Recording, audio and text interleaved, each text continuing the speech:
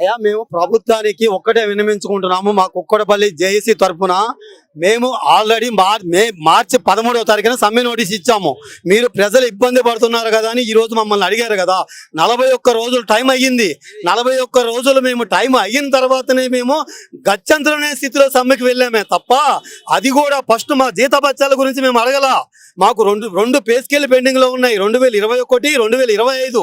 అయినా సరే సంస్థ తల్లి బాగుంటేనే మేము బాగుంటామని సంస్థకు కానీ ప్రజలకు కానీ ఎటువంటి ఇబ్బంది పెట్టకుండా సర్వీస్ చేస్తూనే వచ్చాము ఈ రోజు వరకు కూడా.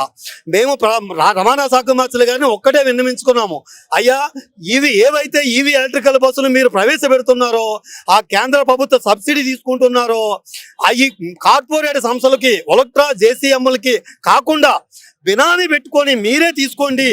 ఏదైతే వాళ్ళకి మీరు కిలోమీటర్ చప్పున రోజుకి 50 రూపాయలు చప్పున ఒక్క ఫర్ డే 300 కిలోమీటర్లకి 15,000 రూపాయలు పే చేస్తున్నావు. అదే కనుక నువ్వే ఈఎంఐ పద్ధతిలో తీసుకుంటే ఒక బస్సు ఉంటుంది, 5గురికి ఉద్యోగాలు కల్పిస్తావు, 2 డ్రైవర్లు, 2 కండక్టర్లు, దీనిలో ఉన్న ఏడీసీ, దీనిలో ఉన్న డిఎం గారు, సిఐ గారు అందరూ కూడా ఈ సంస్థ తరఫున బతుకుతారు.